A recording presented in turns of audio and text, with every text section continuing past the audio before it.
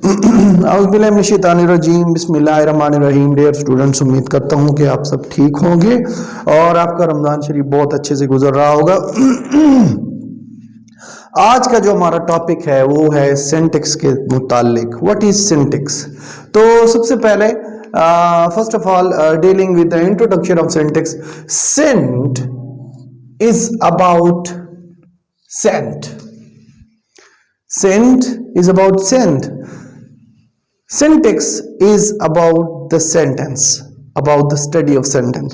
तो बेसिकली हम क्या कह सकते हैं कि syntax is the study of sentence, is the study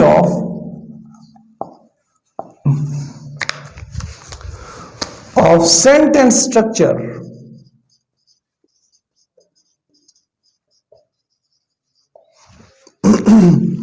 ये थोड़ा सा हर जबान के अंदर आपको ये चीज मिलेगी कि हर जबान के अंदर the study of sentence structure is very much important.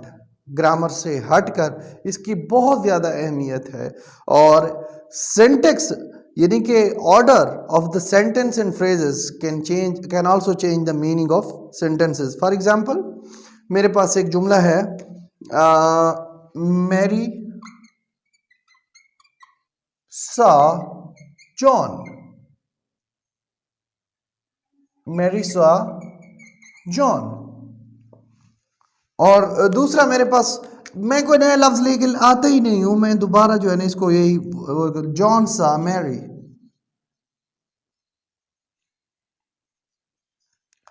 तो मैंने कोई नया लफ्ज नहीं डाला, सिर्फ मैंने तरतीब को उलट किया है, उन्हीं अल्फाज को मैंने चेंज किया है।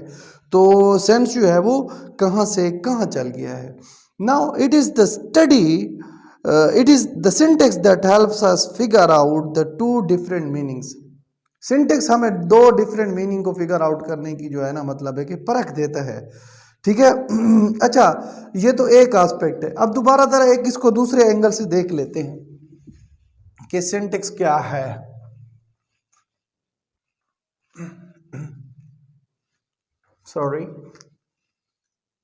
Sentence structure.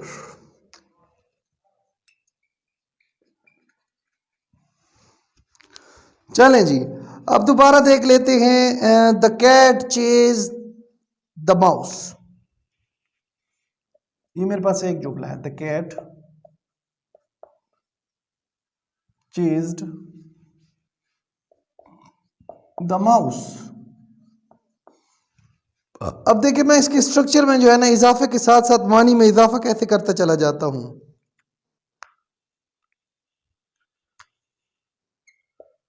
The cat chased the mouse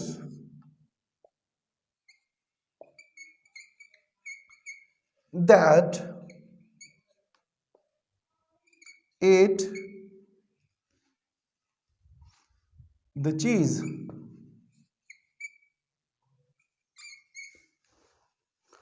okay जी। अब मैं जो है इसको एक अलग अंदाज से जो है ना मतलब लिखने की कोशिश करता हूं। तीसरे में, the cat chased the mouse that ate the चीज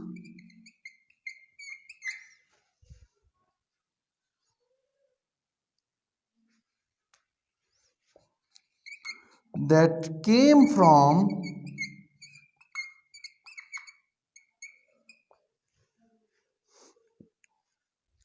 the cow। अब मैं छोटे छोटे इजाफे करता चला जाता हूं। मेरा पहला वह जुमला क्या था, the cat chase the mouse. ठीक है, the cat chase the mouse that ate the cheese. Cat ने उस माउस को चेज किया जिसने चीज को जो है ना खाया। The cat chased the mouse that ate the cheese that came from the cow। ठीक है, अब मैं इसको दोबारा जो है ना थोड़ा सा और इसमें मैं इजाफा करता हूं और आपको मैं समझाता हूं कि कैसे छोटी छोटी चीज़ों को प्रॉपर स्ट्रक्चर के अंदर, प्रॉपर तरतीब में लाने के अंदर हम सेंटेंसेस को जो है वो सिंटेक्स की हेल्प के साथ जो है वो बढ़ाते चले जाते हैं। मसलन अब ये ज़रा देख लें, the cat chased the mouse that ate the cheese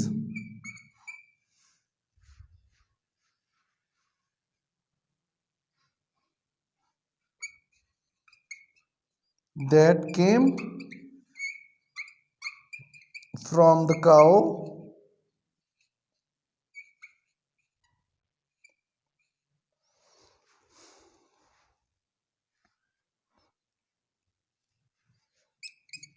that grazed in the field।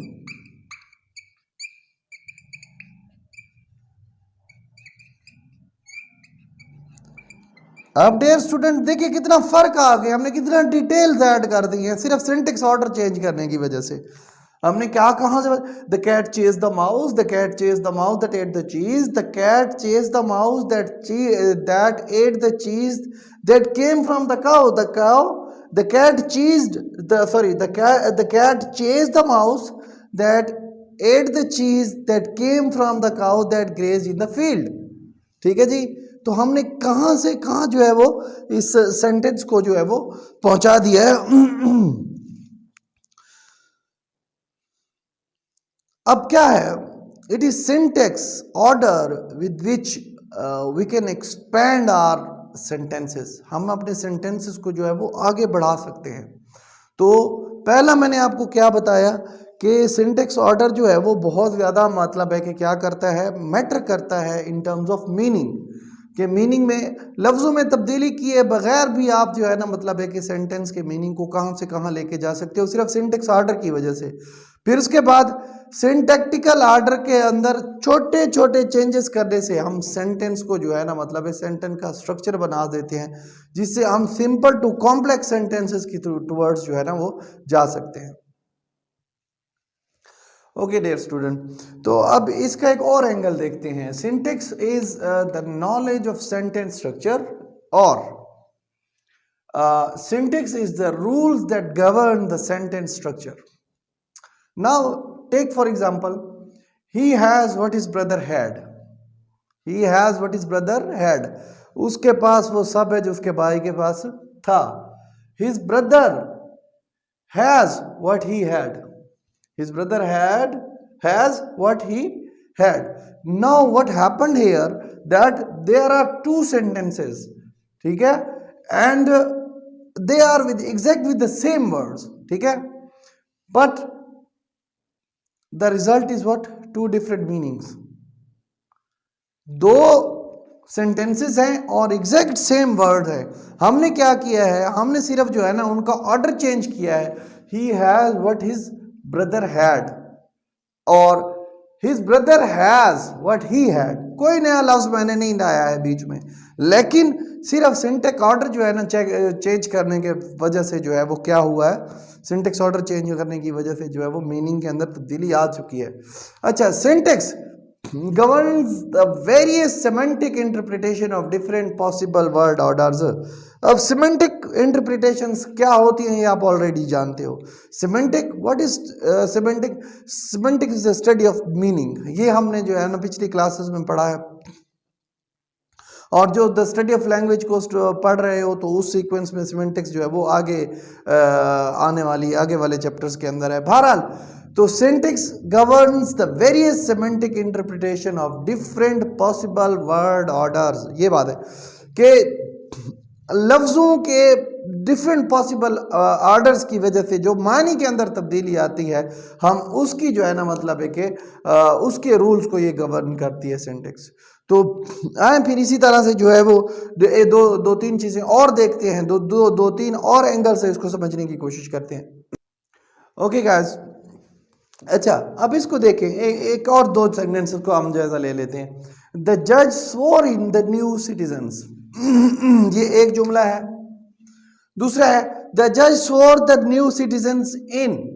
Now what happened here that syntax is explaining that different order of the words is not changing the meaning of the sentence. ठीक है, अब इसमें हमने क्या किया है, हमने order of the word को बिल्कुल चेंज कर दिया है, लेकिन फिर भी मीनिंग जो है वो क्या आ रहा है, सेम रहा है। पीछे हम क्या करके आए हैं, हमने वर्ड ऑर्डर को थोड़ा सा चेंज किया है, कोई नया लफ्ज लेके नहीं आया है, मीनिंग के अंदर डिफरेंट आ गया था। लेकिन सिंटेक्स में ये भी होता है, syntax also explains why the above two sentences mean the same thing although the words are arrange differently. ठीक है, अब ये भी है, लेकिन अब इसका एक और एंगल भी हम लोग जो है ना वो देख लेते हैं कि कैसे ऑर्डर चेंज करने से लफ्ज का मानी क्या, तो मानी बदलना तो जगह पे रह गया, उसका कोई मानी बनेगा ही नहीं। ये भी जो है ना मतलब अगर कोई चीज सिंटैक्टिकली ठीक नहीं है तो इसका हरगिज ये मतलब नहीं है कि उसका कोई मानी बनेगा, उसका मानी भी नहीं बनेगा।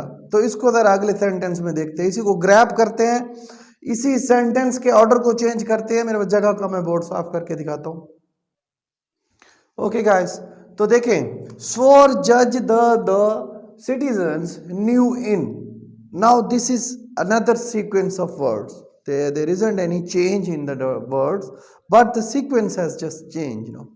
तो अब क्या हुआ, स्वोर जज द सिटीजन्स न्यू इन। अब इसका कोई मानी बन रहा है, कोई सेंस बन रहा है? हरगिज नहीं बन रहा है डियर स्टूडेंट्स। तो यही चीज मैं आपको समझाने की कोशिश कर रहा हूं। Hence prove that every sentence is a sequence of words but every sequence of words is not a sentence. हर जो है सीक्वेंस ऑफ सेंटेंस जो है, हर सेंटेंस जो है वो सीक्वेंस ऑफ वर्ड्स है, but her sequence of words जो है वो सेंटेंस नहीं हो सकता जब तक कि वो सिंटैक्टिकली सही ना हो जाए। ये एक बात है।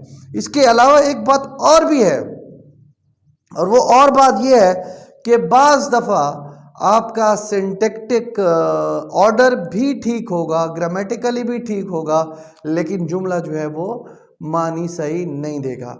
तो इन सारी चीज़ों को जो है वो डिटेल में डिस्कस हम करने वाले हैं। अब आपको समझ आ गई होगी कि बेसिकली सिंटेक्स क्या है, the arrangement of the words और the sequence of the words in sentences and phrases, वो कितना अहम होते हैं, कितना मैटर करते हैं, कैसे इस सीक्वेंस में चेंज आने की वजह से आपके सारे सेंटेंस का जो है वो